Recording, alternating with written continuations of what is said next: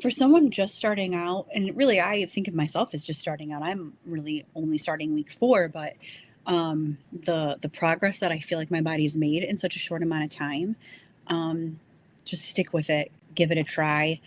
Trust me, I've tried everything and nothing was working. And almost taking it back to just these simple movements and, retraining your body on how to move correctly has done so much. I cannot wait to see where I am in another month, and even a year from now, because it's just these last, 3 to 4 weeks have been so promising. So I would say to new people, give it a try. You really have nothing to lose.